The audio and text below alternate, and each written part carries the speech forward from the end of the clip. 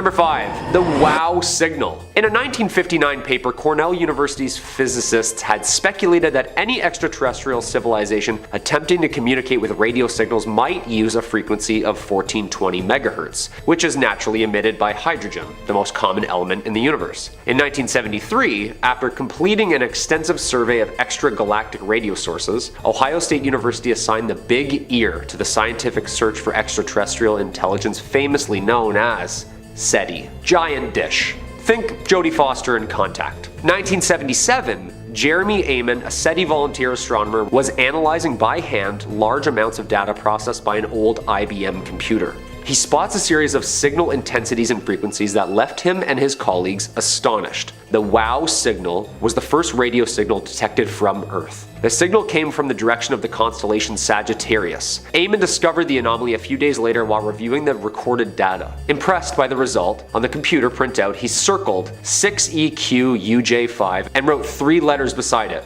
WOW, leading to the event's famous name. The signal lasted for the full 72-second window during which Big Ear was able to observe it, but has not been able to detect it since, despite several attempts by Amon and others. It remains, as 2020, the strongest candidate for an extraterrestrial radio transmission ever detected. To this day, nobody can explain the signal, even though many have tried, claiming it could have just come from us. I don't know. What do you think? Number 4. Harvard's psilocybin experiments. Operation Midnight Climax, 1954, consisted of a series of CIA-run safe houses and what went on inside them in San Francisco, California, and New York City. In 1960, 2 psychologists, Timothy Leary and Richard Alpert, ordered psilocybin from a Swiss company named Sandoz, with the intention to test if different administration modes lead to different experiences. They believed that psilocybin could be the solution for the emotional problems of the human brain. The first test group was 38 people of various backgrounds. 167 subjects in total participated in the study, willing or unwilling. In 1961, Leary decided to orient the study towards psilocybin mushrooms and the rehabilitation of prison inmates. The San Francisco safe houses were closed in 1965, and the New York City safe houses soon followed in 1966. Operation Midnight Climax and Project MK Ultra were considered to be so secretive that few people, even of the highest government positions, knew of their existence. Midnight Climax being a sub-project of MK Ultra's The Mind Control research program that began in the late 1950s by Dr. Sidney Gottlieb, who was a chemist of the CIA. Unlike Project Artichoke, Operation Midnight Climax gave Gottlieb permission to test drugs on unknowing citizens, which made way for the legacy of this operation. Hundreds of federal agents, field operatives, and scientists worked on these programs before they were shut down in the mid-1960s.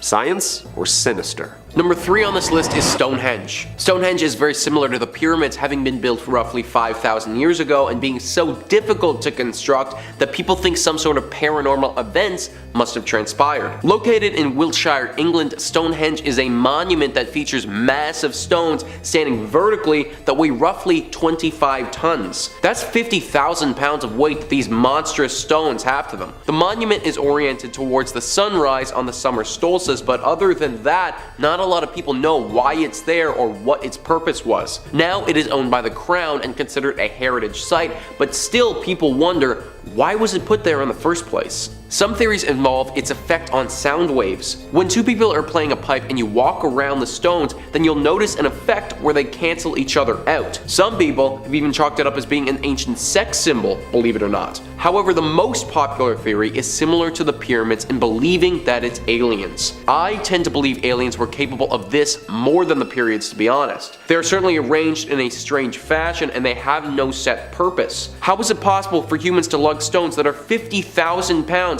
to a location where there aren't that many stones to begin with? Stonehenge just screams like the sort of place where something paranormal happened, in my opinion. Number 2 on this list is Jesus. I feel like this wouldn't be a complete list if I didn't include one of the most mysterious events that occurred in all of history. Jesus lived 2,000 years ago during a tumultuous time. His life was one that we all remember and has inspired millions of people since he passed. His death is where something paranormal may have taken place though. Jesus died by crucifixion at the hands of the Romans. This was ordered by the governor Pilate, who felt the pressures from the Roman people and felt like he had to give in to them. The crucifixion process lasted for over 6 hours apparently, until Jesus finally gave his last breath. After he died, he was taken to his tomb, which was closed off and shut by a massive stone. This tomb was guarded by several officers for days until on the third day it said that the rock moved and Jesus ascended from that tomb to heaven. His body was no longer in the tomb on this day, and the belief that he went to heaven spread throughout the land. Now, a question a lot of people ask is, how do we know for sure that his body was gone and that tomb was actually empty? Now, we know that because after he was gone and his followers were claiming he was resurrected,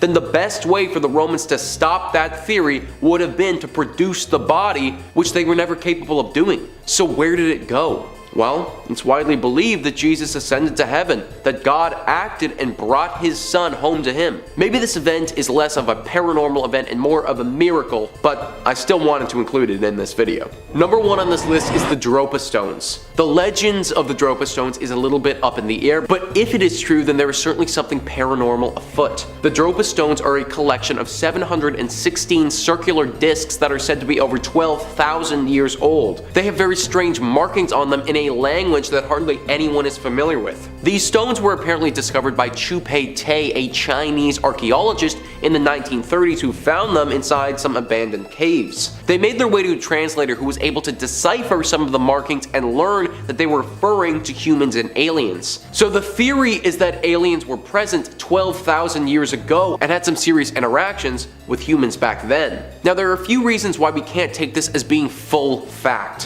One, it's possible that the translator who was in charge of deciphering them is wrong. We can't say for sure that they're familiar with the intricacies of language 12,000 years ago. Number 2 is that today, nobody knows where these stones have gone. They aren't in a museum and their location is unknown. And this is really hard to believe considering there are 716 of them and they would have been one of the biggest archaeological finds in years. All of this being said though, if these stones are real and our translator was correct, then that is undeniable proof of an alien presence from 12,000 years ago, which is pretty cool to think about. Coming in at number 5. Serial killers. I'm not talking about Lucky Charms and Cheerios, although I single-handedly could kill a box of cereal in like 10 minutes. Throughout history, humankind has shown us that it is capable of some pretty horrific things. Things that not only push along the evolution of our species, but slows it down, horrifies us, and downright disgusts us. Starting this list off, there are way too many serial killers throughout history to choose from, so I'm gonna focus really on one person in particular, H.H. Holmes. Herman Webster Mudgett, or notoriously and forever known as H.H. Holmes. This was a special type of serial killer because he is known not only today for being America's very first serial killer, but one of the most prolific. People definitely killed people before then, but what this man concocted only reinforces what made this person a threat to Satan himself. After moving to Illinois around the time of the 1893 Chicago Fair, Holmes set up constructing a 3-story hotel on the corner of West 63rd Street for weary travelers. Sounds pretty kind of him. One catch: this mansion, or later known as Murder Castle, was a labyrinth of specifically designed and constructed torture rooms. A number of rooms were found to have hidden peepholes, trapdoors built into the floorboards, and even pipes through the walls that Holmes would pump gas into to be breathed in by the unexpected guests. A maze of secret passages, ladders, and hallways, eventually all leading towards chutes to the basement, the end of the maze, and the final room, fully equipped with surgical tables and a furnace. Holmes was eventually arrested in 1896 for the murder of 4 people, but what makes this person one of the worst is before he was hanged, he admitted to killing at least 27 more in his sick, twisted funhouse. Although serial killers have made famous through the years, Holmes takes the cake due to his clever, innovative, and downright disgusting mind to torment his guests. This is basically just all the Saw movies stewed into one giant maze. Absolutely sickening. Number 4. Vlad the Impaler.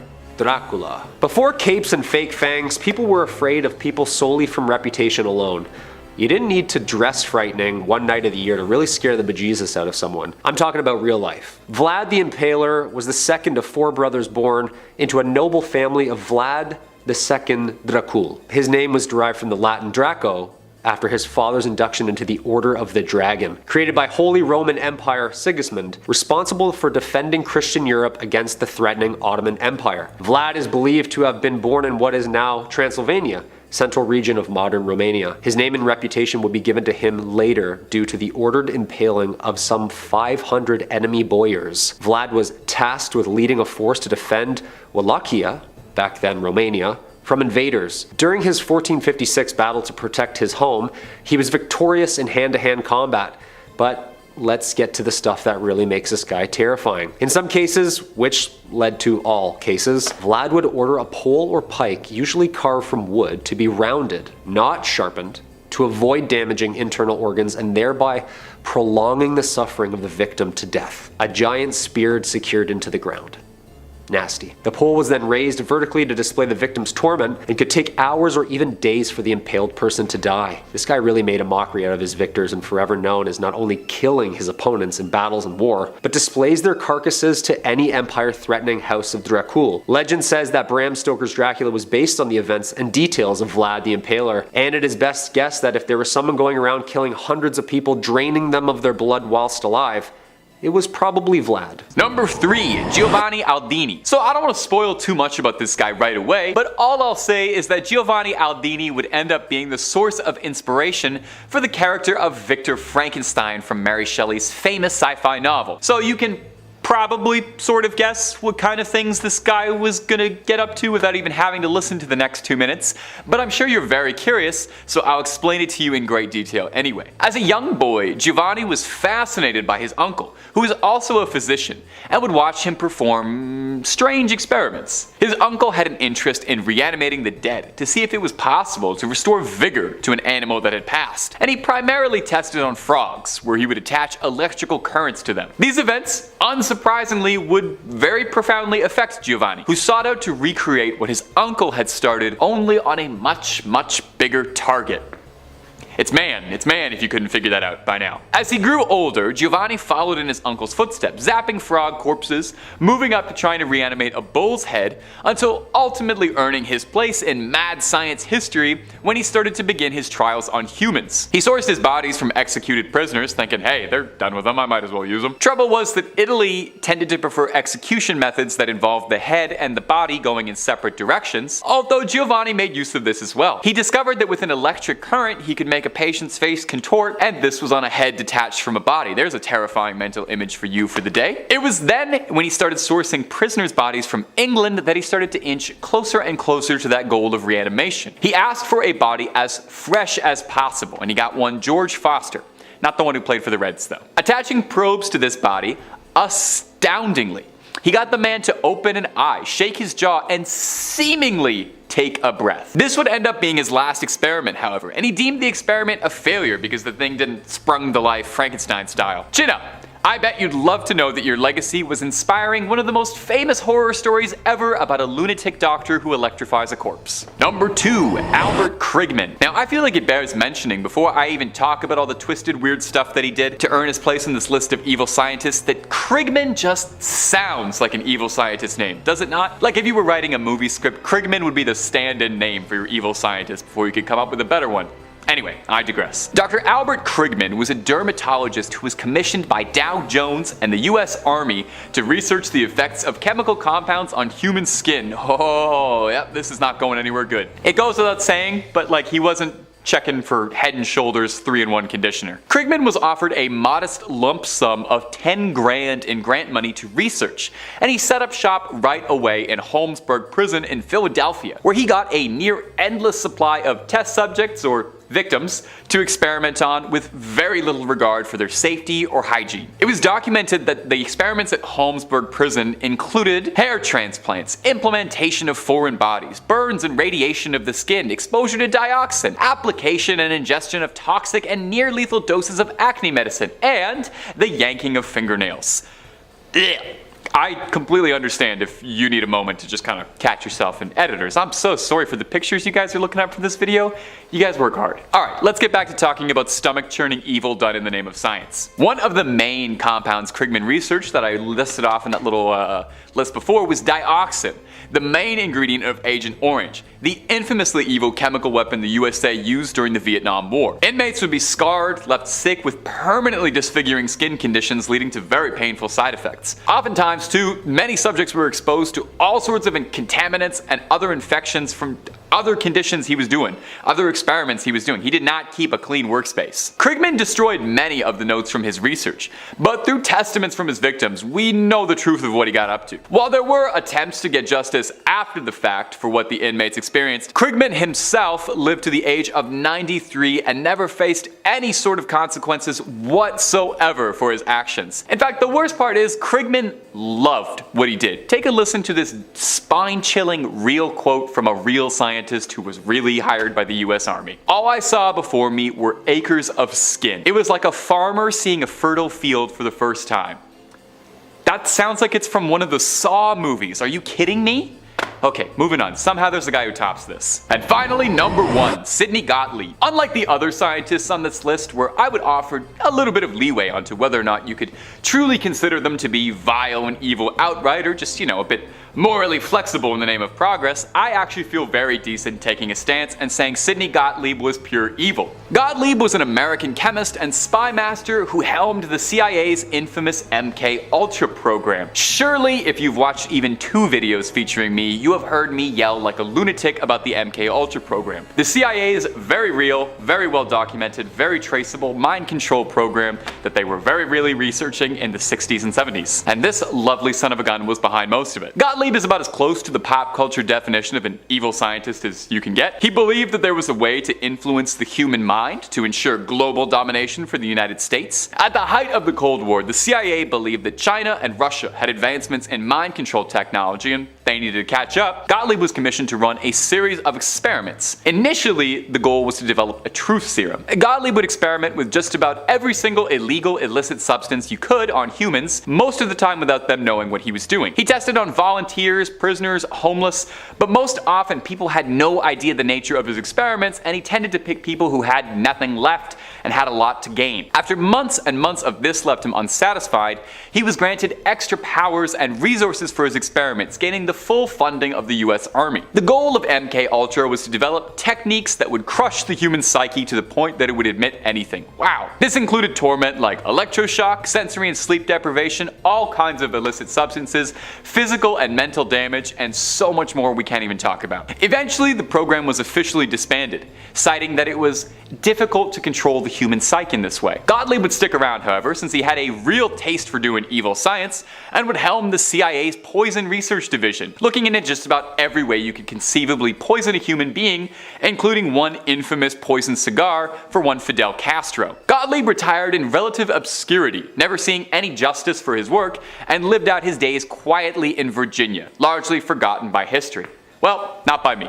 Sorry, if you're the real life inspiration for Papa on Stranger Things, you're gonna be the number 1 evil scientist on this list. Number 5 on this list is the Rothschild Surrealist Ball. The Rothschild family is one of the most rich and powerful on the entire planet. Their wealth and influence knows absolutely no bounds. Guy Gonley says the elaborate masks, robes, and decorations on display at the 1972 Rothschild Surrealist Ball are unsettling enough on their own even before you consider the people behind it. Wild conspiracy theories have swirled around the Rothschilds for centuries, and believers claiming that this German banking family does everything from control the world's wealth to instigate wars for their own gain. Whether or not any such rumors are true, Baroness Marie-Helene de Rothschild's Surrealist Ball at Chateau de Fary in France has only stoked outsiders' imaginations about what goes on behind closed doors at parties attended by the rich, powerful, and famous. In this case, attendees included Salvador Dali and Audrey Hepburn, while dessert was a life-sized naked woman made of sugar. So even though nothing went down here with this photo, that doesn't mean that something didn't go down. Let me explain. This family's secrets are tightly guarded, so if something did happen at this ball, we wouldn't have known about it. The ongoings of this family and where their true interests lie are really only known by the family itself. This is why this image is so scary, because for once we might have actually seen the family for what it truly is. A group of people wearing masks to blend in, hiding their true identities from the public. Now, I don't want to say that they are definitely up to something, because we truly have no idea, but we also don't know that they definitely aren't up to something either. Number 4 on this list is the Stanford Prison Experiment. This is right up there as being one of the worst psychological experiments ever, and the photo here really shows that. We have a dude with a bag over his head and his handcuffs on. Not super cool. Big Only says the Stanford Prison Experiment commenced on August 14, 1971, after university psychology professor Philip Zimbardo divided student volunteers into 2 groups comprised of 11 guards and 10 prisoners in order to see how they would behave on their own inside a fabricated prison. The goal was to assess how quickly and intensely even educated and intelligent people can turn cruel and sadistic under the right conditions, and find out once and for all whether humans are inherently good or evil. In just 6 days before the experiment had to be called off, the guards had repeatedly abused and humiliated the prisoners by spraying them with fire extinguishers and forcing them to clean toilet bowls with their bare hands. The study and the creepiest photos left behind provide a chilling look at what humans are capable of doing. Apparently these people who were the prisoners, they had some serious long-term trauma. I mean, I would have too if for 6 straight days I was beaten, humiliated, had to do horrible tasks, and then had a bag thrown over my head whenever I was transported. Like, they literally tortured these people for 6 days straight. That's why this image is so scary. We can't even see the face of the person who's there, but imagine what's going on through their head right now.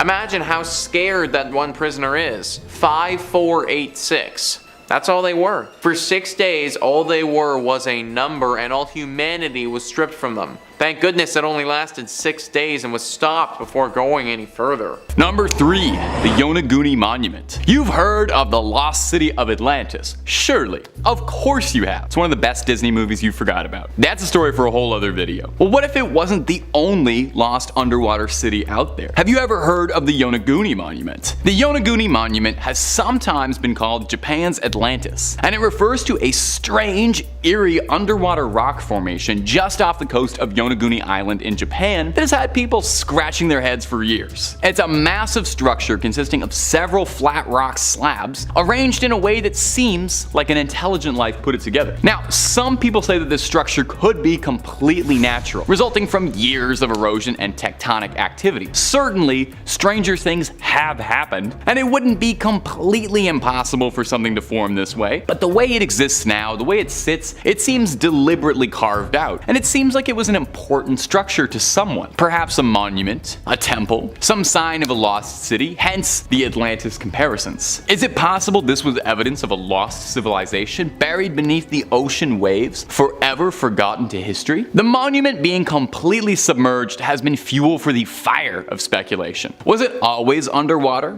Did it end up there over time? Did the water raise around it? Did the land used to look significantly different? It makes it pretty difficult to study as well, making it just that little bit more elusive, as if it wasn't mysterious enough as is. But let's be real, it was probably aliens. It was almost certainly aliens. Number 2, the Bermuda Triangle. The Bermuda Triangle. Now there's an exquisite ancient mystery, one of the certified classics, something that's eluded us for years and will probably continue to do so. It's been referred to before as the Devil's Triangle, and it's host to all manner of mysterious incidents and unexplained phenomena. One of the more infamous incidents linked to the Bermuda Triangle is the disappearance of Flight 19 in December 1945. 5 Navy bombers vanished during a routine training mission alongside 14 crew members. Gone.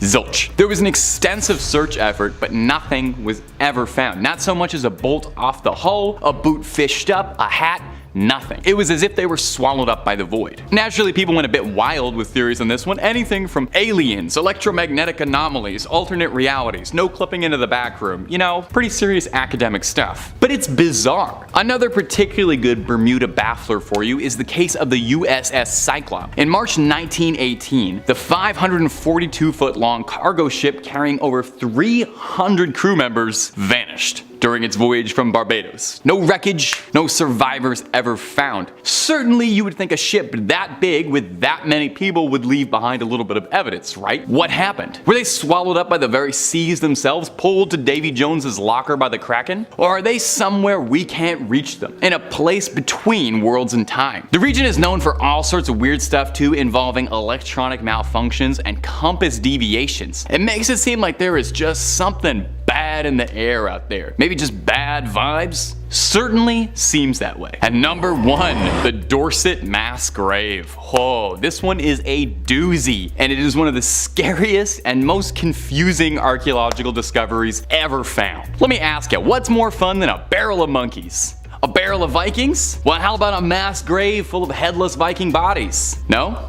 Well, you and I find different things fun, I suppose. Way back in the yesteryear of 2008, a group of archaeologists were on a fairly routine digging operation in Dorset, a quaint little seaside town in England. They were supervising a digging operation to improve local roads and were on set to see if there was anything of note to find, you know, if they came across an old coin or an old arrowhead or something you can stuff in a museum case. For the first few days of the job, there wasn't anything particularly noteworthy discovered until they came across the mass pile of 54 entangled Viking corpses, all missing their heads. I guess they thought that was probably kind of interesting. If it was just a bunch of headless Viking bodies, that'd be one thing. But the mass grave was wrapped in confusing details. Their skulls were missing, but as well their rib cages, arms, and leg bones were all scattered around, this is disgusting, surrounded by discarded teeth. No clothes or weaponry was recovered. So what in the Allfather's name happened here? Because absolutely nothing I can imagine is pleasant. Sounds like Vikings opened up a portal to hell, went really wild with it. The teeth found around the grave had all been filed down neatly, which is very interesting. Now, it goes without saying that Viking dental surgery could not have been painless, meaning the process had to be excruciating, suggesting it was either done by a very careful tormentor or done to themselves to intimidate their opponents to show just how gritty they are. I actually don't know which of those two are preferable. They actually both sound pretty horrible. Now, as good as my theory about a bunch of Vikings opening up a portal to hell and being offered as a sacrifice is, archaeologists had some different ideas. They theorized that by looking at the wound patterns on the ribs and torso, they were surgical precise blows, which wasn't really the kind of thing you'd expect from a rabid Viking warrior flailing around a sword in a brawl. The archaeologists thought that these men were either offered up as part of a horrifyingly sadistic ritual, or it was a big time mass sentencing where everybody was sentenced to the death. Explains too where all the weapons and gear had gone. These men had been brought here from somewhere else and then left here for a long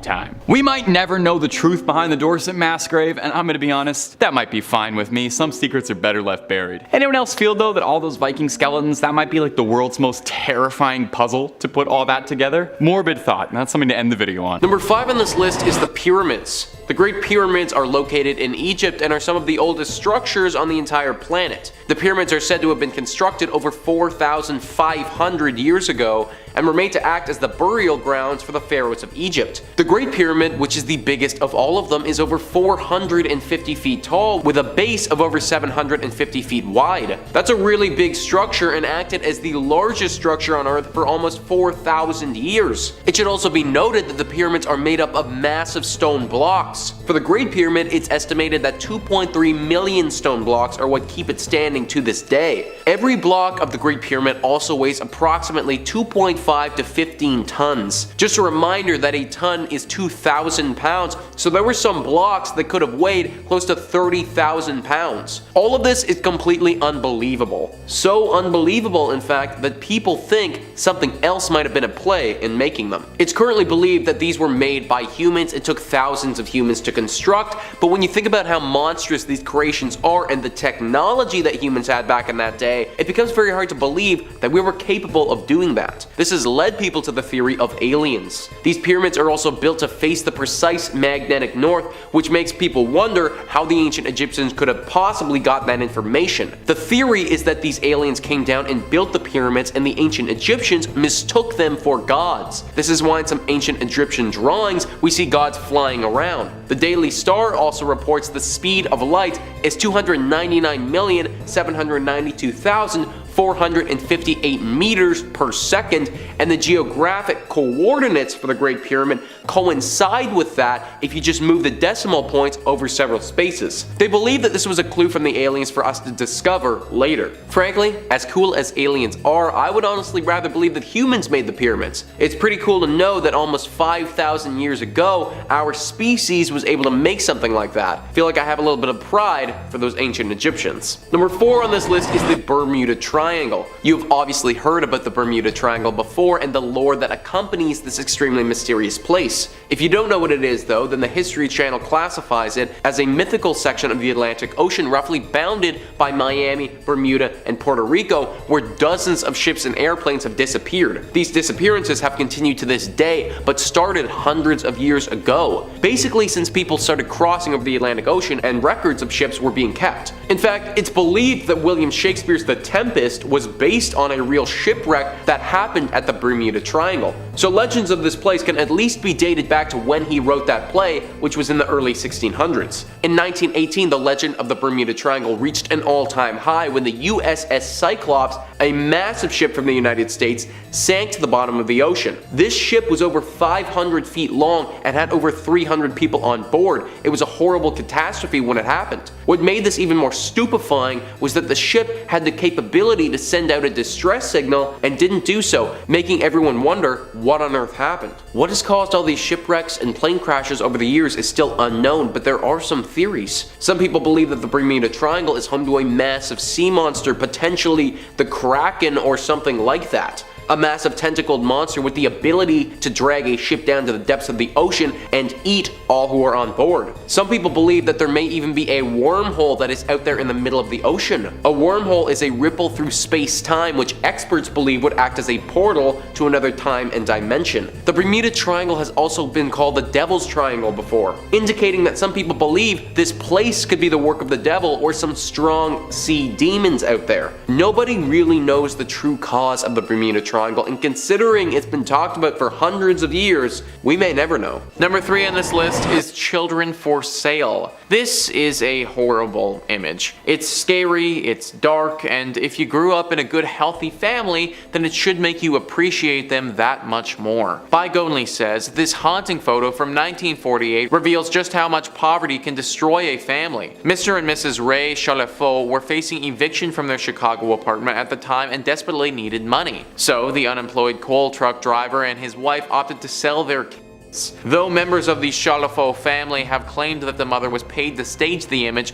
the children in fact were sold to different homes within 2 years. Worse yet, the children, Lana, Ray, Milton, and Sue Ellen, were known to have been terribly abused by their new families thereafter. Yeah, this is something that actually happened, guys. This family sold their kids off to survive. I can't even possibly imagine that. How terrible that was for those poor children. I also don't care how poor you are or how down on your luck you may be. Selling your children should not be an option that you turn to ever. These parents did just that, and even though it may have helped them in the short run, I imagine that the guilt they felt afterwards, I mean, that must have been brutal. Number 2 on this list is the Nuclear Shadows. This is about as dark as we can get, guys. Here we have a picture that looks just like a shadow with a stain on the floor. That's not just anything though. Bygonely says, on August 6, 1945, the United States of America dropped an atomic bomb on the Japanese city of Hiroshima. And for some of the approximately 80,000 people who lost their lives, only a nuclear shadow remained. When the bomb detonated at 1,900 feet above the city center, the subsequent explosion caused temperatures of 10,000 degrees Fahrenheit to annihilate nearly everything within 1,600 feet of the bomb's blast zone. Almost anything and anyone within a mile was destroyed. The bomb's light and heat were so extreme that they bleached the city's exposed surfaces, except in places where an unsuspecting person shielded the building or sidewalk or bridge from the blast with their own body in their final moments alive. Those shadows, the ones that appear on the ground and on the buildings that were left standing, those are where those people were standing or sitting or just flat out existing when the bombs went off. In a second, they were gone. And literally the only evidence that they were ever even there at all was these shadows that remained. A horrifying indicator of what went down here and the overwhelming devastating power that comes from a weapon like this. Nukes have only ever been used on human beings twice, and even that is far too many times. Number 1 on this list is John Wayne Gacy. John Wayne Gacy was born in 1942 and died in 1994 by lethal injection. Another name that you may know this man as is the Killer Clown. The image that we have here is of him while he was only a few years old, holding what looks to be 2 guns. As a 3-year-old, this picture doesn't come off as super threatening, but when you consider that he would go on to kill 33 people, it becomes a lot darker. John had some sick sexual passions and had interest in young. He carried out his sick fantasies by luring people to his ranch, using his personas as a fun clown for kids.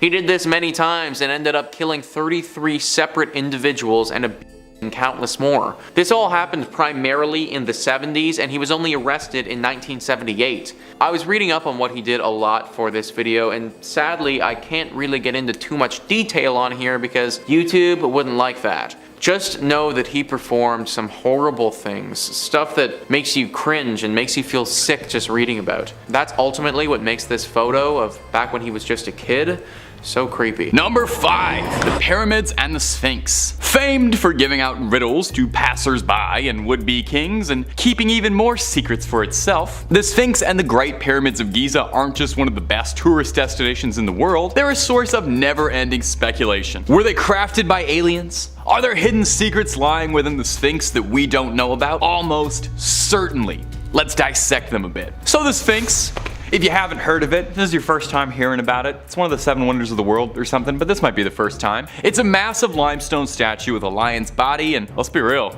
it's a nice one at that.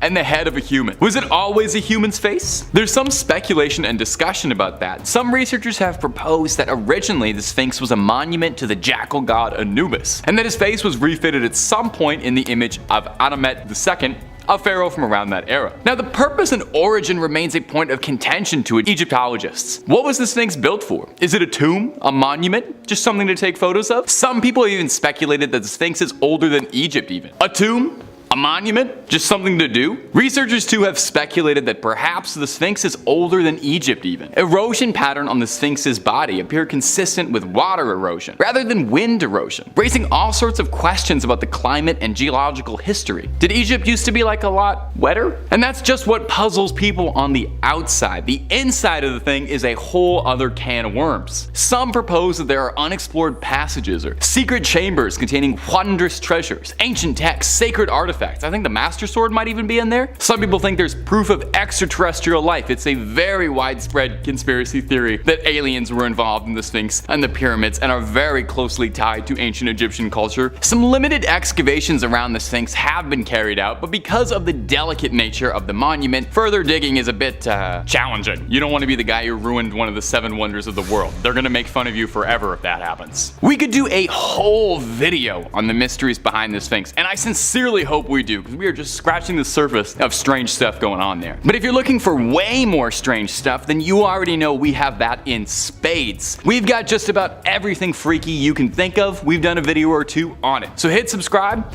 Please hit that little bell as well so you make sure to get our videos up to date. Don't miss a single scream, but do that at the end of this video because I got 4 more unsolved mysteries for you coming up right now. Number 4, the Voynich manuscript. The manuscript is one of my personal favorite unsolved mysteries out there just for how sheer little we know about it. We have nothing. It's kind of a choose your own adventure for mysteries. Is it aliens? Demons? A really convoluted historical prank? If you don't know, the Voynich manuscript is a strange document written in a handwritten text filled with bizarre illustrations. No one's been able to make sense of it, primarily because it's written in a language that has never been seen elsewhere in human history. It was named after Wilfrid Voynich, the Polish antiquarian who purchased it in 1912, although its ownership has passed through many hands. So what was it written for, and by who? These are the questions we've been asking, and we're probably going to keep asking over and over. The manuscript is about 240 pages, containing illustrations of plants, astronomical diagrams, humanoid figures, and other strange objects. objects. Despite countless attempts by cryptographers, no one's been able to crack the code just yet. Some speculation has been made that it could be a biology textbook in an encoded language. Some people think it could be the scrawlings of a brilliant alchemist, magic and spell casting we couldn't possibly hope to understand. Some say it's from a forgotten civilization, while others have said maybe it's all just a load of nonsense and is just made by someone who had too much time on their hands and a vengeance against historians who wanted to prank them for centuries. The book is thought to have come from anywhere between the 15th century and the 17th century. We don't even know when this thing was written. Like I said, we know next to nothing about it. Now, if you're feeling clever and inspired, you can find a PDF of the Voynich manuscript as a free download pretty easily. Who knows? You might be the one to finally crack this case. But hey, don't be frustrated if you end up falling down a conspiracy rabbit hole many before you have tried. I looked through a few of these pages and it took me 30 seconds before I was looking like Charlie from Always Sunny at the conspiracy wall, all that red tape and stuff. Number 3 on this list is the South Pole Expedition.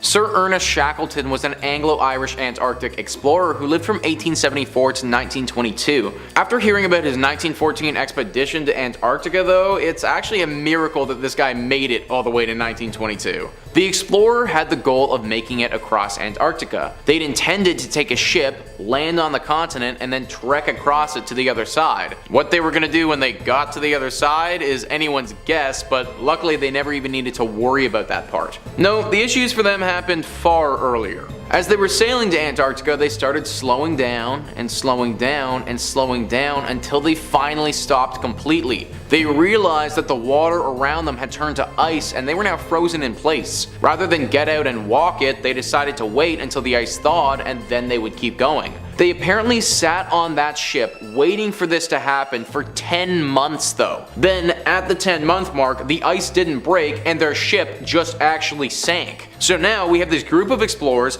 without much supplies stranded on the ice in the middle of an ocean. They were smart enough to save their lifeboat though and managed to take it and themselves to the nearest landmass. By this point, the expedition was completely ruined and now they just needed to focus on survival. They had to leave some men behind and Ernest and some other guys got in a lifeboat and decided to sail it over 800 miles in the ocean. It should also be noted that this was during World War I, so if they ran into the wrong ship, then it could have all been over for them anyways. They made it to land and then they realized that to get to people, they actually needed to climb an entire mountain range. And believe it or not, they actually did and finally made it to some civilization on South Georgia Island. This expedition didn't lose as many men as some other ones, but pretty much anything that could go wrong did go wrong. The fact that anyone survived is truly pretty miraculous. Number 2 on this list is Ferdinand Magellan's expedition to the Philippines. So you probably remember the name Ferdinand Magellan from history class growing up. If you don't though, he was a Portuguese explorer best known for his expedition to the East Indies across the Pacific Ocean. The actual expedition resulted in completely new trade routes opening up and the discovery of the interoceanic passage. This was definitely a success, but it wasn't quite as nice for Magellan or most of his crew to be honest. Out of the 260 people that left for this expedition in 1519, only 18 actually survived and made it back home 2 years later. The biggest problem that took most of the lives of these explorers was food supplies. Back then, no one had any idea how big the ocean actually was and how long it would take them to sail across it. Therefore, the food and water that they brought along with them was woefully insufficient in feeding 260 men for an extended period of time. Several months went by on the high seas and the supplies started to wear thin. With no sign of land in sight, the crew had to resort to drastic measures. It started with crumbs that were filled with maggots, then moved on to cooked leather that was on the boat, then went straight to sawdust, and then finally to any rats that they could find. This was just for food though.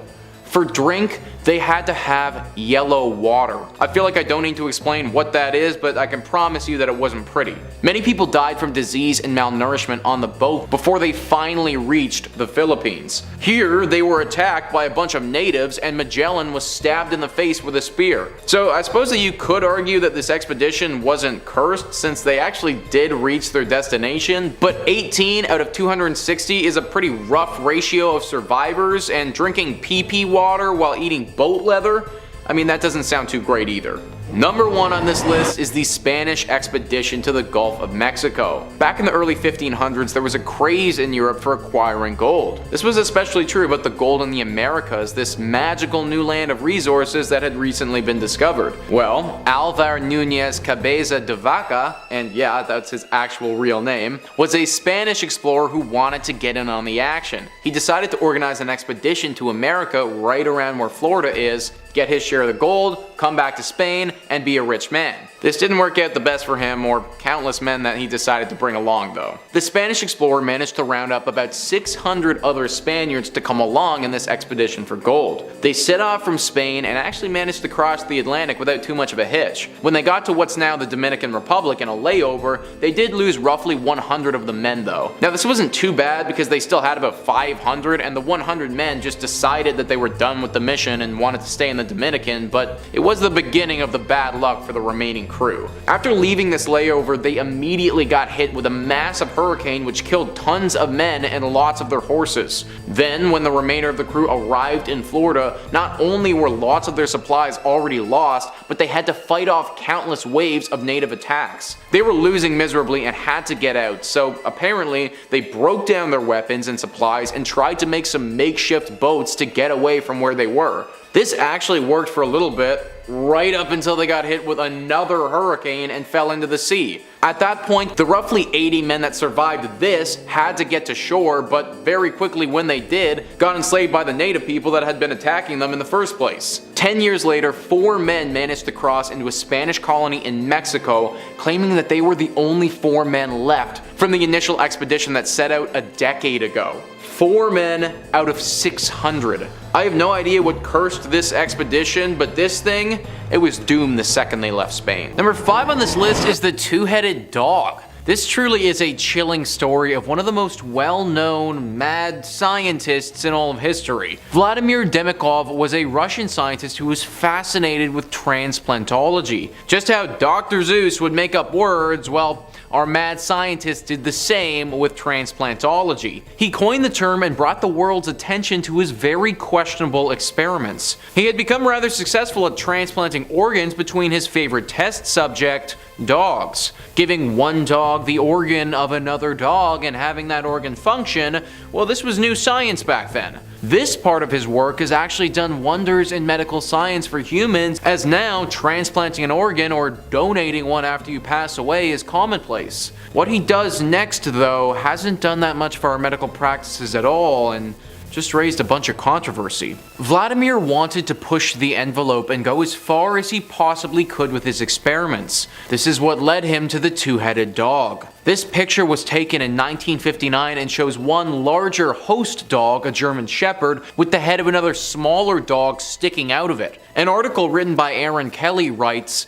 "Thanks to the team's wealth of experience, the operation took a mere 3.5 hours. After the two-headed dog was resuscitated, both heads could hear, see, smell, and swallow. Although Shavka's transplanted head could drink, she was not connected to Brogan's stomach. Anything she drank flowed through an external tube and onto the floor. In the end, this two-headed dog lived only 4 days. Had a vein in the neck area not accidentally got damaged, it may have lived even longer than Demikhov's longest living two-headed dog, which survived 29 days. Even setting aside the deaths of the canine subjects, the moral implications of Demikhov's experiments are tricky. This head transplantation, unlike some of his other advancements in the field of transplantology, had no real-life applications. Yet there were certainly very real implications for the dogs. So guys, my personal opinion here is that this should have been shut down from the first wind anyone got of it. The fact that it continued for as long as it did is honestly pretty sickening to me. Now we're just left with some of these creepy pictures of some experiments that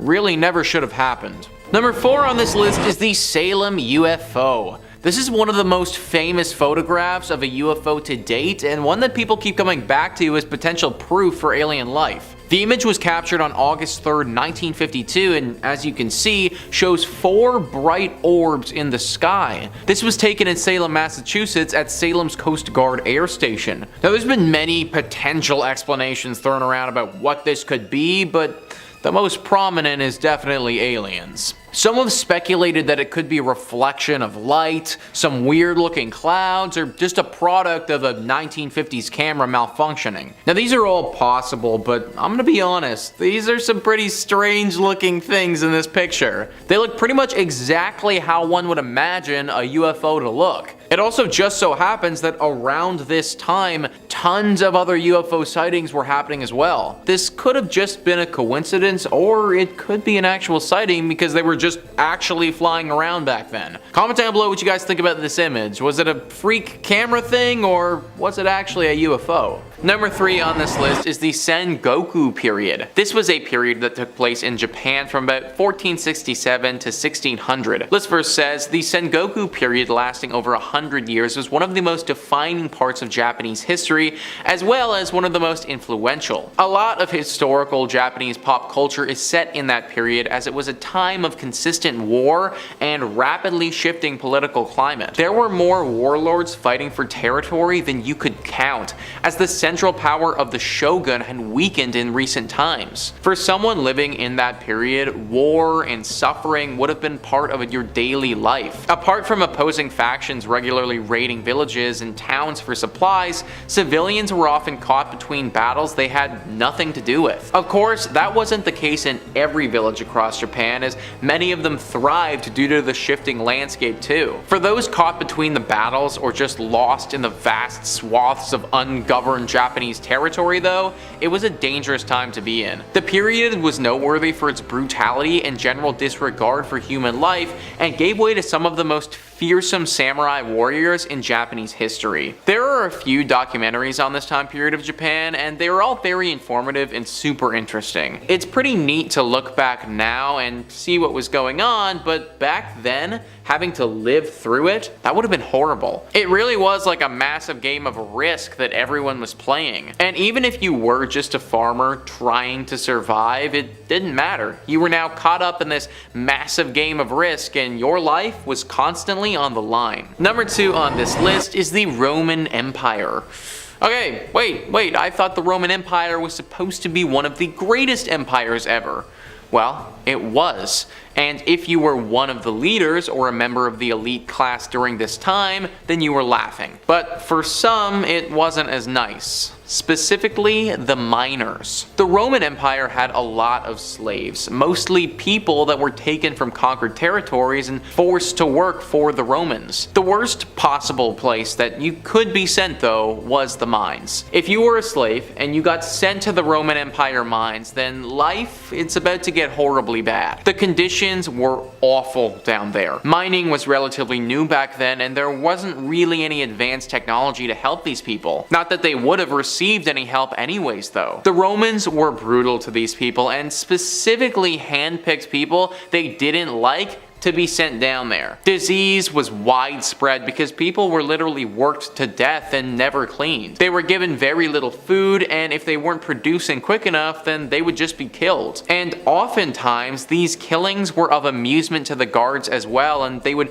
mutilate you or throw you in a pit with a hungry wild animal. There were literally no redeeming qualities to the mines at all, and you probably wished for death if you got sent there. And finally, number 1 on this list is the year 536. Kind of a specific year here, folks, but from what I've heard, it was literally the worst. This verse says, when us laymen talk about the worst times in history, we're thinking of stuff like violence and proximity to cannibalism. We don't have any scientific parameters to measure how bad a time is for the people living in it, though we can make educated guesses. When it comes to actual scientists though, they don't bother with guesses or estimates, and have calculated the exact year it was the worst time to be alive in history, the year 536. Apart from the falling empires the world over and general political chaos, the year 536 also marked one of the worst global famines in human history. The famine was due to ash in the air blocking the sunlight, which isn't surprising as there were also quite a few humongous volcanic eruptions around that time for good measure. The foggy eclipse of the sun, as it was described then, was visible everywhere in the world, giving the whole thing an even creepier vibe. Combine that with brutal conflicts in many places around the world, and you know why the researchers chose the year 536 to be the absolute worst one in history. So basically, year 536 was just hell on earth. Everyone was either dying or fighting, or they were dying of not having any food at all. It's kind of crazy to think that only a few thousand years ago, this could have been us. Nowadays, farming is so advanced that most of us are in a pretty good place when it comes to food, but back then, if the river dried up or the sun didn't come out, that was it, guys. We just aren't going to be eating anymore. Just be thankful that the year is 2022 right now and not 536. Number 5 on this list is the expeditions of Ernest Giles. Ernest Giles really only has himself to blame when it comes to his expeditions because he went on 4 separate ones. You'd think that he would have learned his lesson after the first one, but I guess not. Ernest Giles lived from 1835 to 1897 and was an explorer of Australia. Not much was known about Australia at this point other than the fact that it was pretty big. Ernest Giles wanted to shed some light on the country and made it his mission to explore the continent. His first expedition was in 1872 and was decently successful. Him and 2 other men wandered around the continent and discovered some interesting landmarks on the way. The second one wasn't nearly as well thought out though. Ernest set out on an expedition with 1 other man named Alfred Gibson. Apparently Alfred Gibson knew absolutely nothing about exploring in the desert though, so this was a pretty silly move to have this guy be your one partner. At the 8-month mark, the 2 were deep into the Australian wilderness when one of the horses died of thirst. This was pretty problematic and meant that one guy was either walking or getting left behind. Well, for Ernest, it was a little bit of both. Somehow they came to the conclusion that Alfred Gibson would take the horse and ride on ahead and Ernest would travel the rest on foot. The insane part about this though is that Ernest actually survived and Gibson didn't. Gibson was never heard or seen again and presumably perished in the desert. Whereas Ernest, after an 8-day walk with no food, carrying a massive cask of water on his back and hallucinating the entire way, managed to survive. The one piece of food that he had in the 8-day journey was a baby walleye, and he wrote in his journal that he pounced upon it, ate it, living, raw, dying, fur, skin, bones, skull, and all. Guys, I'm totally cool with going on the occasional hike, but that whole thing, that's a bit extreme for me. Number 4 on this list is David Livingstone's expedition. David Livingstone lived from 1813 to 1873 and was a Scottish physician and also an explorer of Africa. He was notably most fascinated with the Nile River and where it came from. That's why in 1866 he decided to set out with a group of local guides on foot to discover where this river actually originated from. Clearly Livingstone didn't conduct the hiring process well enough though, because these guides, they weren't to be trusted. They led him for a time, but soon started to become bored of this expedition and realized that they had all the power in this relationship. They abandoned him, with some of them even stealing a few of his supplies. When they got back to society and were asked about his whereabouts, they told everyone inquiring that he had just died in the jungle. This was a pretty bad situation for Livingstone to find himself in, but it actually gets a lot worse. He trekked through the jungle by himself for a time, but eventually had completely run out of supplies and had to get assistance from someone. Lucky for him, there were some passing slave traders that used this route often. Unluckily for him though, they brought him to the village of Bambara. Clearly the villagers here were not accustomed to seeing a white person and were pretty shocked by this. They responded by taking Livingstone and putting him into a zoo. That's right guys, David Livingstone was put into a roped off cage so that he could be an attraction for those passing through the village. Finally, someone who knew Livingstone heard of this man that was caged up and came to his rescue. When he got there though, Livingstone wasn't in the best shape. Extremely malnourished, crippled, and currently dying of malaria, he'd definitely seen some better days. He was saved from the cage, but didn't last too much longer after that, eventually dying from disease. This story just goes to show you that if you're gonna get a guide, make sure it's somebody that you can trust. Number 3. Dictators and warlords. If you're a history buff like me, then you are well familiar with the atrocities carried out by leaders of regions trying to secure peace and place all around the world. These people, mostly men, make up most of the responsibility of the death of the humankind. Infection, disease, and plagues can't touch the amount of bodies leaders, dictators, and warlords have countlessly used in the universal game for turf and power. Some of these leaders have reigned in the last 100 years, and we can still feel the effects of their acts and wishes now. Some of these people even include Genghis Khan, a ruthless military leader of the Mongol forces wreaking havoc and torture amongst its enemies everywhere in Northeast Asia, somewhere around 40 million people. Mao Zedong, 1893 to 1976. This man was one of the world's most notorious mass murderers, including somewhere around 200 million deaths. We felt, seen, and read the effects of the Germans during World War II, orders of highly educated scientists and doctors, the precise calculated ways to exterminate mass amounts of people under the guise of scientific knowledge about humankind. I'm not going to get into anything specific, and frankly, I don't even like saying some of these names out loud due to the disgusting acts that they've inflicted over the years. The amount of lives taken from the act of war will never be recorded accurately, and we'll never know how much of humankind was wasted for nothing kind at all. Some of these people are knocking on Satan's door as we speak, and I'm gonna let Big Guns downstairs just do what he does. Number 2.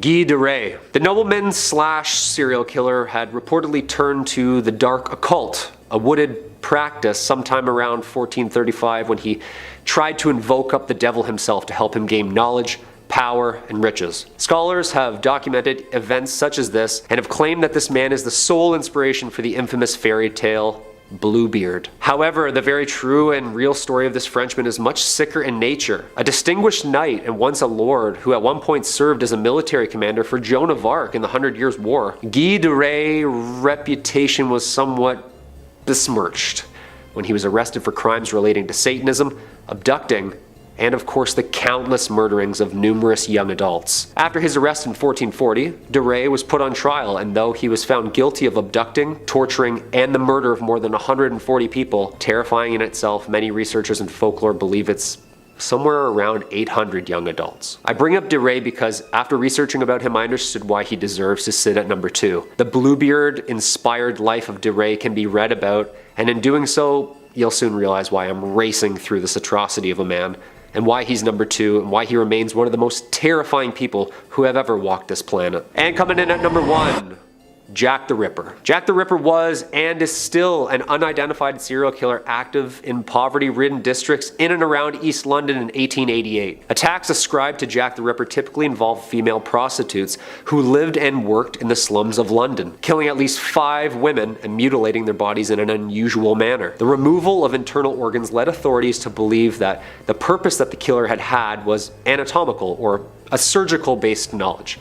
Highly educated, even possibly being a doctor himself or surgeon. In October 1888, numerous letters were received by the media outlets, and authorities from the Scotland Yard had been proposing that there was a murder amidst the city. The name Jack the Ripper was born. The letter is widely believed to have been a hoax and may have been written by journalists in an attempt to heighten paranoia in storytelling and in newspaper sales. The murders were never solved, and the legends surrounding these crimes became a combination of historical research, pseudo-history, and fear-inducing lore. What makes these murders so sickening and yet still so interesting is not only did they never find or identify the actual killer, but Jack the Ripper's murders suddenly came to a mysterious halt in the fall of 1888. But London citizens continued to demand answers that would never come.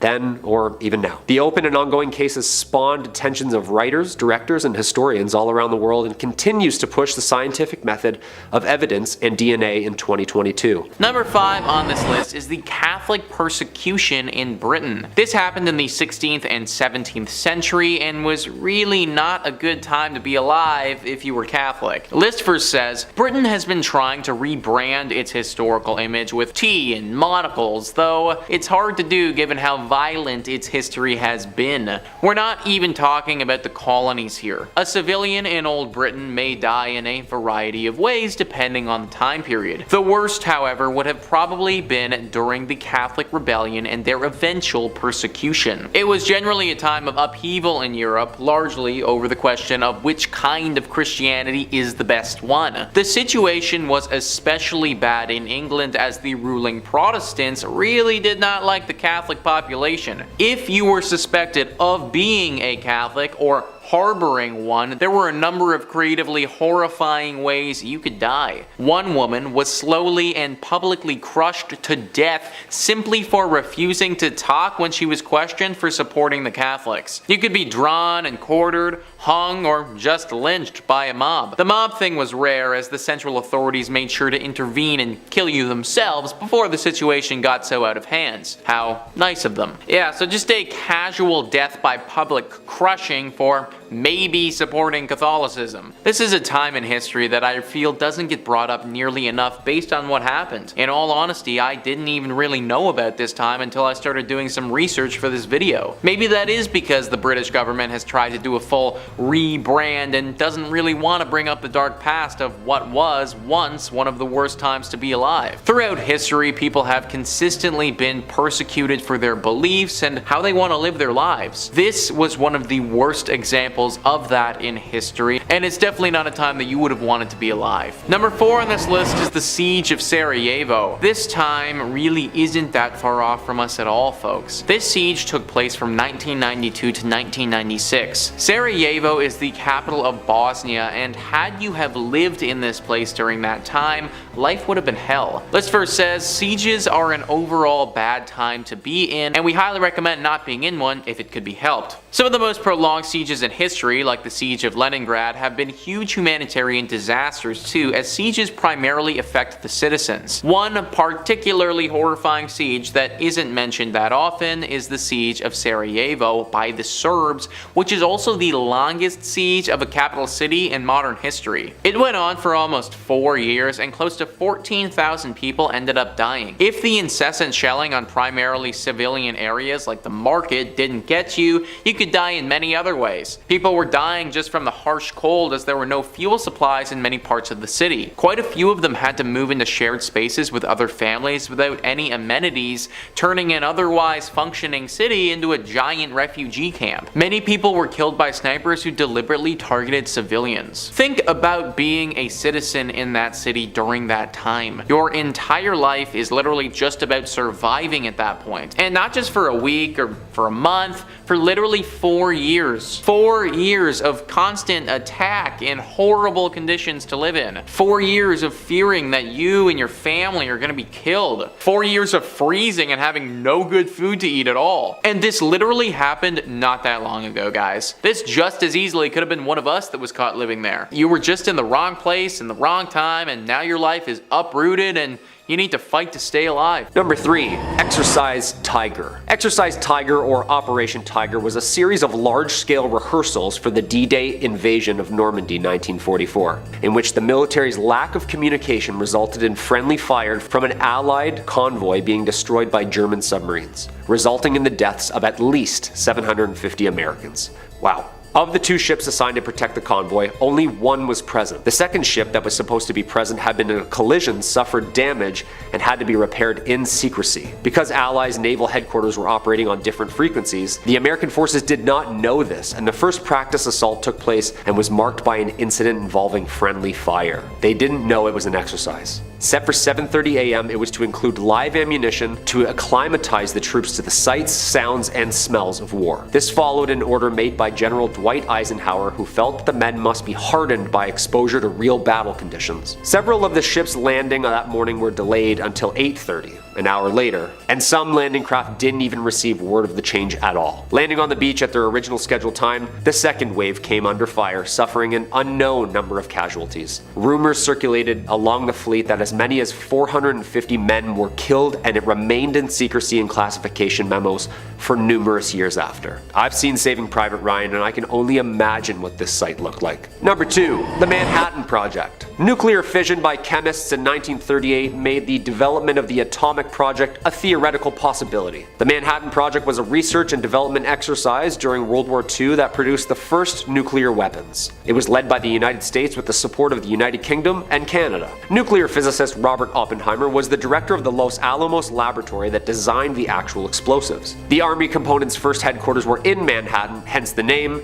the place name, and the official code name. The project began in 1939 and employed more than 130,000 people and cost nearly $2 billion to fund. Research and production took place at more than 30 sites across the US, United Kingdom, and Canada. During 1939, physicists drafted the Einstein-Szilard letter, which warned of the potentials of this extremely powerful creation of a new type. They had it signed by Albert Einstein and delivered to President Roosevelt. In 1941, President Roosevelt approved the atomic program, and Roosevelt chose the Army to run the project rather than the Navy because the Army had more experience with large budget scientific projects. Plutonium was then chemically separated from the uranium by scientists, and the Fat Man and Little Boy implosion weapons were created at the Los Alamos Laboratory in New Mexico. The first nuclear device ever detonated was the Trinity test, conducted at New Mexico's Alamogordo Range 1945. Little Boy and Fat Man explosives were used a month later in the atomic droppings of Hiroshima and Nagasaki. In the immediate post-war years, the Manhattan Project conducted weapons testings, development of new weapons, promoted and supported medical research into radiology, and it maintained control over American atomic weapons research until the formation of the United States Atomic Energy Commission in 1947. Classified stuff, people. These were very scary times. And coming in at number 1, the Philadelphia experiment. This one scares me, and I pray it really is a hoax because there's a lot of documents that relate to this subject around this time that don't really add up. The Philadelphia experiment was an alleged event witnessed by Carl Allen and the United States Navy shipyard in Philadelphia, Pennsylvania in October 1943. Allen describes an experiment where the US Navy attempted to render itself invisible, cloaking the destroyer USS Eldridge, and the bizarre scientific events and results that followed. On Allen's account, the destroyer was successfully made invisible, but the ship inexplicably teleported to Norfolk, Virginia for several minutes and then reappeared back in the Philadelphia yard. The ship's crew was supposed to have suffered various side effects including insanity, intangibility, and being frozen in place. The story first surfaced in late 1955 when Allen sent a book full of handwritten letters referring to the experiment to a US Navy research organization. The US Navy maintains that no such experiment was ever conducted, that the details of the story contradict well-established facts about the USS Eldridge, and that the physics the experiments they're claiming to be based on doesn't even exist. What do you think? I think this actually happened and the gruesome details of the side effects are just misinformation. I don't know. I get a weird feeling about this one. Too many science experiments at that time. Number 5, Robert Liston. I figured I'd start with Robert Liston since he's a bit of an outlier on this list, because unlike the other ones, I don't know if he was truly evil, but he just enjoyed life much differently than the rest of us. You see, Robert Liston was a Scottish surgeon in the 19th century who had a pretty notable reputation. He was the fastest blade in the West End. He boasted that no one could slice and dice faster than he could if the legends about him are to be believed. He was allegedly able to perform a full amputation of a limb in 3 minutes, only losing 1 out of every 10 patients, which honestly, all things considered, is actually a pretty impressive feat, if not an absolutely terrifying one to think about. Liston didn't really have bedside manner to speak of though, and he would take a glee in his work that kind of bordered on sadism. He wasn't a mad scientist plotting world domination, but he was a particularly odd fellow who really reveled in how good he was at removing people's limbs. Everybody's got a hobby, everybody's got something that makes them happy. One particularly grisly anecdote says he once severed a leg in under 30 seconds and gleefully laughed to his crowd of spectators, "Time me, boys!" So evil? I don't know, maybe not. Questionable? Absolutely. Would I hang out with this guy? Probably not while he was working. The issue with Liston is that while he definitely had speed, and no one could argue that, accuracy was not always his strongest suit. Frequently, his rush work would result in his patients having unnecessary complications and conditions such as dying. Perhaps unsurprisingly, Liston has the world's only surgery with a 300% mortality rate. In one occasion, he was working so quickly and carelessly that he amputated his assistant's own fingers off while attempting to sever a leg. And as he was doing this, he swung the knife backwards and ended up hitting a spectator who fainted out of shock. The patient, the assistant, and the spectator all died a few days later, leading to the only surgery that managed to lead to the death of 3 people. That's an impressive record, if nothing else. And my friends, if you'd like to hear more freaky stories, true crime, cryptid sightings, UFO conspiracies, and just about everything scary under the sun and above it, why don't you give Top 5 Scary a subscribe for the best scary content on the net, and keep on screaming. Alright, moving on. Number 4, Jose Delgado. Do you think you could control a bull? I definitely don't. But Jose Delgado believed he could. He was a controversial researcher who believed that the best way to get an animal to behave was not by training it or teaching it a trick and giving it a treat every time it does the trick right, but to implant a series of electrodes into an animal's brain to be able to manually control it with a series of electroshocks. To make a lot of very complicated neuroscience comically short in layman's terms, he was creating remote control monkeys. And Do you kind of want one now? Because I kind of want one. Delgado signed on to Yale University sometime in the 1950s, where he set up his little shop in a lab tinkering with all sorts of fun electronic experiments and gizmos to research new methods of control. Oftentimes it was literally the flip of a switch that would alter the mood of a creature. The thing is, as scary as what he did, the results he was getting were unbelievable, stuff straight out of sci-fi. He was able to train monkeys by stimulating the parts of their brain that would activate aggression, and he would teach them how to manipulate other monkeys that were threatening them by flipping the switches of their aggression. It's nuts. Did you watch Westworld? I know you probably watched the first season at least. I've seen the viewership numbers. You know how in that show they could use those little tablets to open up like a cowboy robot's personality and alter all those stats like aggression, romance, bravery, etc, etc. Well, that's kind of what Delgado was doing, only on chimps instead of Evan Rachel Wood. One controversial experiment involved generating a painful sensation in a chimp's brain every time it produced a particular brain signal, which eventually led to the chimp learning not to think like that. Woof. Delgado's most infamous trial though was the one I mentioned at the beginning, stopping a bull in its tracks. He stood in front of a bull and, like the matadors of legend, stared it down and used a shortwave radio and a series of electrodes to freeze it in place. Johnny Knoxville would have loved that. Now, despite the controversial nature of his work, which inspired quite a good amount of debate and discussion about ethics, Delgado maintained up until his dying day that the work he was doing was for the benefit of mankind. He wasn't trying to develop mind control, nor did he see his experiments as a way to influence people, but rather he saw his work as a way to overcome mental illness eventually, and cure brain disorders, and also probably save the lives of a lot of bullfighters. Number 3 on this list is the Amityville Ghost Boy. The Amityville Horror House is one of the scariest real-life ghost stories in human history. It all started when this home was host to a gruesome tragedy. Ronald Defoe Jr. shot and killed 6 members of his family in this house in 1974. Those who were killed never really left though, and haunted the next people who lived in this home.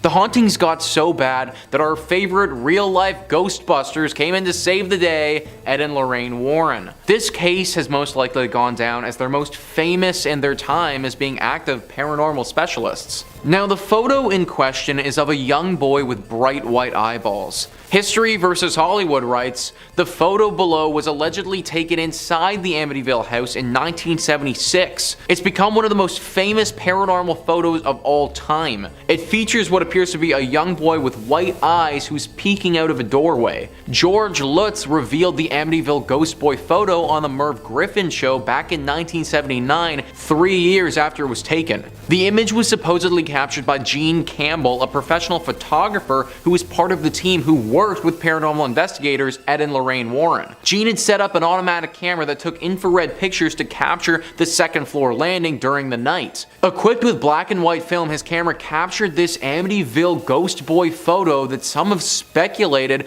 could be the ghost of the murdered child John Defoe, who'd lived in this house with his family prior to the Lutzes. How a child would have gotten into this home, what he would have been doing here, these are all the questions that we don't know and probably won't ever know. That's why for now anyways, the most probable explanation is that of a ghost. Number 2 on this list is the Dyatlov Pass. The Dyatlov Pass incident is a tragic event that occurred in 1959. 9 Russian hikers died on February 1st and February 2nd in some very strange, unexplained circumstances. Listen to what Wikipedia writes about the manner to which these bodies were found. After the group's bodies were discovered, an investigation by Soviet authorities determined that 6 had died from hypothermia, while the other 3 had been killed by physical trauma. 1 victim had major skull damage, 2 had severe chest trauma, and another had a small crack in the skull. 4 of the bodies were found lying in running water in a creek, and 3 of these had soft tissue damage of the head and face.